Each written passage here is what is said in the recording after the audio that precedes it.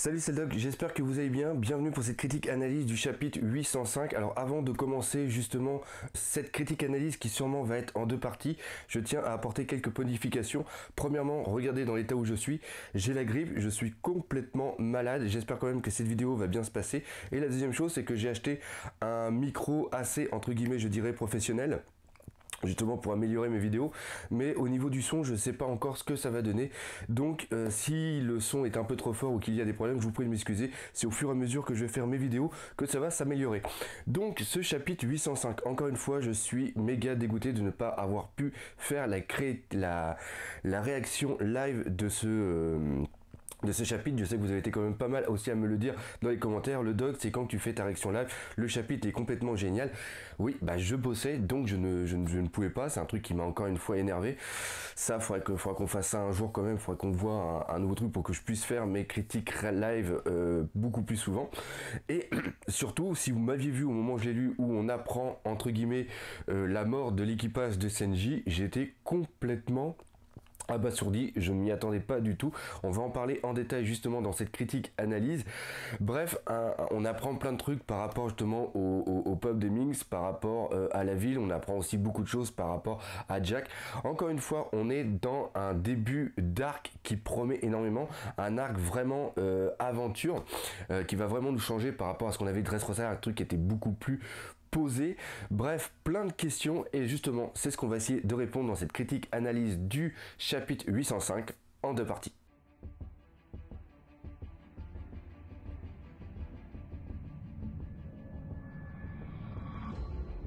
On va commencer par un petit peu d'histoire et de géographie. Oui, je sais qu'à l'école vous aimez pas trop ces matières-là, pourtant ici au niveau de One Piece c'est quand même un petit peu intéressant. Quand je vous avais fait la réaction live du chapitre 804, je vous avais parlé un petit peu, on découvrait justement la ville, enfin le sorte de grande cité qu'il y a sur le dos de l'éléphant Zou, et je vous avais dit putain ça me fait penser un petit peu des trucs du Moyen-Orient ou quoi que ce soit, et j'aime bien vraiment savoir parce que tout ce que Ichiro Oda fait, il a quand même une base qui prend dans le monde réel. Et justement, je voulais faire pas mal de recherches pour avoir ces informations. Et bien, ces informations, je les ai eues grâce à deux forums que je vous invite totalement à aller visiter quelques fois si vous avez un petit peu de temps. Premièrement, c'est la volonté de Di qui est vraiment excellent. Pour moi, c'est vraiment le meilleur site, site et forum aussi au niveau de One Piece qui existe. Et le deuxième, c'est Manga France. Donc, sur ces deux choses-là, j'ai pu découvrir au moins où venait l'architecture. Alors là, je vais prendre ma petite fiche parce que les noms, c'est un petit peu... je sais qu'il y a la porte, par exemple. La porte, elle est au niveau de la ville de Sanaa, S-A-N-2-A, dans le Yémen. Et ça, on reprend parfaitement. On voit vraiment que la porte ressemble au moins à 80-90%. Et après, le reste de la ville, au niveau des fenêtres, au niveau de tout ce qui est décor sur les murs, les sortes de petites mosaïques, quoi que ce soit, ainsi que les minarets, ça reprend vraiment la ville de Sanaa. Après, je sais pas si vous avez remarqué, mais au niveau des collines, il y avait des sortes de trucs avec des croix et il y avait des gravures à l'intérieur. Ça reprend quelque chose. Alors attention, je vais vous dire le nom. C'est Nakesh Rostam. Alors je me suis sûrement trompé dans la prononciation, c'est sûr certain, mais là on voit la similitude entre les deux est quand même hyper important, et ça encore une fois ça se trouve au Moyen-Orient. Après le sort de choses que nous avons au milieu, là moi et je me disais, j'ai déjà vu ça quelque part, c'est sûr et certain, j'avais pas, puis au moment je me suis dit, putain, ça me fait penser carrément à un château fort, et en effet, quand on voit une sorte de ruine de la chose qui est au milieu, ça fait totalement penser au château fort qu'il y a en France, un peu partout, les vieilles ruines, puis après j'ai pensé justement aux croisades, et je me suis rappelé que du côté de Jérusalem, et un petit peu partout, les chevaliers justement avaient fait des places fortes pour justement protéger, et pour aussi permettre les pèlerinages. Bon là je pars un petit peu trop loin, et justement il y a une place qui est hyper connue au Moyen-Orient qui s'appelle le Rack des Chevaliers, et je trouve la similitude entre les deux qui est quand même un tout petit peu présente, et ça c'est quand même cool. Donc voilà un petit peu pour l'architecture, je dirais, de la ville de Zou. Et d'ailleurs la ville elle a un nom, là par contre c'est Mokomo Duketon. Ça on le voit justement au niveau du mur tout en haut. Alors là, il y a un site anglais qui a fait la traduction et qui a trouvé justement la terme de ce que ça voulait dire. L'inconvénient, c'est que mon anglais n'est pas assez bon et j'ai pas compris toutes les subtilités. Bref, en gros, c'est par rapport à la prononciation. Vous savez que les Japonais prennent beaucoup la prononciation américaine et après la transforment, et après avec une sorte de petit jeu de mots quoi que ce soit, ça fait un petit peu penser à tout ça, à la ville des laineux, à la ville des dufteux. Donc ça reprend vraiment tout ce qui est, vu que les Minks ce sont des personnages qui sont moitié humaines, moitié animaux, et ils ont quand même beaucoup de pelage, donc c'est comme ça qu'on peut prendre un petit peu le nom de la ville. Donc voilà ce qu'il y avait à dire en gros pour la géographie au niveau de Zou. Maintenant, on va voir un petit peu tout ça du côté histoire. Alors du côté histoire, ça va plutôt être du côté chronologique, car depuis la chute de Doflamingo, on va dire qu'il s'est quand même passé beaucoup de choses, mais beaucoup de choses dans tous les sens et dans tous les endroits. Et ça, c'est vraiment super important, surtout avec ce qu'on a appris par rapport à Jacques dans ce chapitre 805. Je pense qu'il était temps de refaire une belle chronologie. Alors justement, je me suis cassé le cul à faire ça. L'inconvénient, c'est que je suis une chèvre. Je ne suis pas comme Lufistude qui s'occupe vraiment de tout ce qui est l'aspect artistique, de l'aspect graphique de mon site et aussi des vidéos. Là, j'ai fait un tableau, une sorte de fresque chronologique comme je faisais à l'école quand j'étais en troisième, mais avec Paint. Je vous préviens, c'est dégueulasse, mais au moins, on va pouvoir voir ça un peu plus facilement. Alors c'est parti justement pour la chronologie de Dressrosa et de Zou. On va faire ça selon 4 axes. Premièrement, la marine. Deuxièmement, l'équipage de Jack. Après, l'équipage de Senji. Et enfin, l'équipage de Luffy. On va prendre comme repère 0, ça va être la défaite de Doflamingo et aussi le départ de Senji. Alors qu'est-ce qu'on sait? On sait qu'il y a eu que l'équipage de Senji a été attaqué par l'équipage de Big Mom. Et ça, c'était vraiment pendant le combat avec Doflamingo.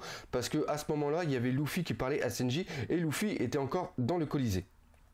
Après, ce qui est vraiment important, c'est qu'on a bien sûr la défaite de Doflamingo, et ce qui est vraiment important, c'est que Fujitora annonce la victoire de Luffy et aussi de l'eau via un Dendenmushi Visio aux 4 villes qui sont le plus proches de Dressrosa.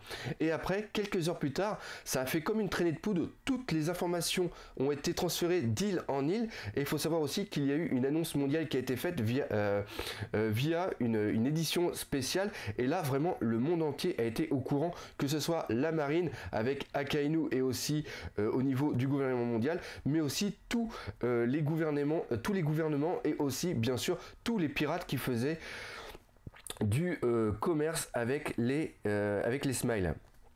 Après, on arrive sur la première journée. Donc la première journée, on a quoi? On a le premier lancer de dés de Fujitora qui a fait 1. Et aussi le départ de Sabo. Pendant ce temps-là, on avait aussi une partie de l'équipage de Luffy qui se reposait parce qu'ils étaient quand même pas mal crevés. Après, on arrive à la deuxième journée. Deuxième journée, qu'est-ce qui se passe? On a le deuxième lancer de dés de Fujitora, qui était aussi avec le résultat d'un 1. Donc Fujitora n'avait pas lancé l'attaque contre Luffy. Et après, on arrive à la troisième journée assez importante, avec l'arrivée de Tsuru et aussi de Sengoku qui parle justement à Fujitora. Il y a le lancer de dés et bien sûr le début du combat entre Fujitora et Luffy. Là, il y a aussi quelque chose qui est vraiment très très important, parce que pendant tout ce qui se passait à Dressrosa, on a aussi eu l'arrivée de Senji au niveau de Zou. Ça, comme on le sait, tout simplement, c'est en reprenant le chapitre 795 où justement il y a Fujitora qui fait son deuxième lancer de dés. À la page suivante, c'est marqué le lendemain, donc ça montre obligatoirement qu'on est durant la troisième journée. Et là, on voit que Senji est arrivé sur Zou avec son équipage et qu'ils sont en combat avec une partie de l'équipage de Kaido, dont Mouton Ship Sama. Après la troisième journée, il y a aussi quelque chose de très important, c'est la naissance de la flotte Mugiwara et aussi le départ du voyage avec le bateau de Bartolomeo d'une partie de l'équipage des Mugiwara. Après là, on arrive sur la quatrième journée. Quatrième journée, là on a une interaction entre la marine et Jack. C'est-à-dire que Jack décide d'attaquer le convoi composé de 4 bateaux avec quand même un amiral, un ancien amiral-chef et aussi une vice-amiral pour aller sauver Doflamingo. Et là, pour l'instant, on ne sait pas ce qui s'est passé, mais Jack, on peut dire que c'est un gros malade. Donc ce qu'on sait aussi après, c'est qu'on arrive à la 10e journée. C'est-à-dire que la 10e journée, on a l'arrivée à Zou de l'équipage Mugiwara avec justement une partie avec justement le bateau de Barto, et on remarque qu'ils ont mis une semaine pour faire ce trajet, alors qu'il faut garder à l'esprit que normalement pour aller de Dressrosa jusqu'à Zou, normalement on met 1 à 2 journées, mais il faut savoir que l'équipage de Barto était tellement nul qu'il aurait arrivé plein de conneries sur le Nouveau Monde, sur la mer du Nouveau Monde, et donc c'est pour ça qu'ils ont mis plus d'1 semaine. Alors là on a appris beaucoup de choses, c'est justement ce qu'on a dans les derniers chapitres, c'est-à-dire qu'on a le contact avec les Minx, l'annonce dans le dernier chapitre de la possible mort de l'équipage de Senji, et on a aussi eu l'annonce d'une grosse bataille au niveau de Zou par rapport à Jack, et ça s'était passé 15 jours plus tôt. Donc si on dit que ça se passe 15 jours plus tôt, et vu qu'on est dans le repère 10 au niveau de la temporalité, on peut dire que le début de la bataille, elle a commencé 5 jours avant les événements de Dressrosa. C'est-à-dire que là, on a eu un combat entre Jack et l'équipage, enfin entre l'équipage de Jack et les gardiens, et on a aussi eu une disparition d'une grande partie, voire même toute la population des Minx, et ça c'est vraiment quelque chose de super badass. Alors voilà pour la chronologie, excusez-moi encore pour le côté dégueulasse de cette chronologie, mais je ne peux faire que ça parce que je ne suis pas quelqu'un d'artistique, et Paint c'est le seul logiciel que j'arrive un petit peu à maîtriser. Enfin bref, ça c'était la parenthèse. Maintenant cette vidéo, cette première partie justement de la critique analyse du chapitre de la semaine, je voudrais parler de Jack, parce que Jack c'est quand même un gros malade. Qu'est-ce qu'on sait sur lui? On sait qu'il fait partie de l'équipage de Kaido, on sait qu'il a un bateau avec un devant d'éléphant, et on sait aussi qu'il a combattu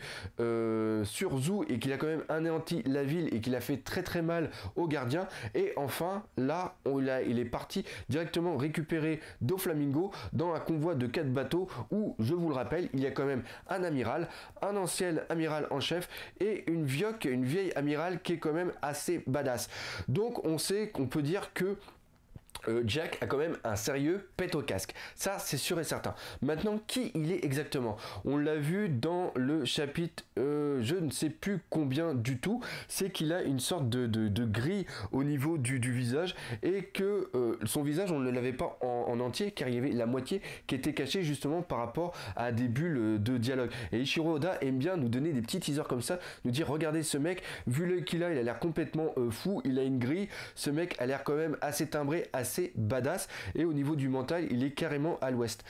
Maintenant, vu qu'il a un bateau avec une tête d'éléphant, ça me fait un petit peu penser à l'équipage qu'il y avait justement au niveau de Barbe Noire, où les différents commandants de flotte avaient des bateaux qui étaient en lien avec leur personnage. Et là, vu que c'est un éléphant, on peut se dire ce mec là il a peut-être un fruit Zoan pachydermique.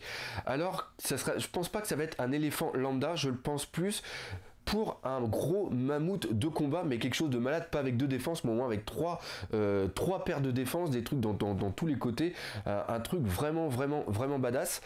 Et ça c'est vraiment bien parce que en plus ça serait un fruit Zoan antique, et ça pourrait le mettre vraiment très haut au niveau de la hiérarchie de Kaido. Et encore une fois, on ne sait pas quelle est sa place au niveau de la hiérarchie dans la flotte de Kaido.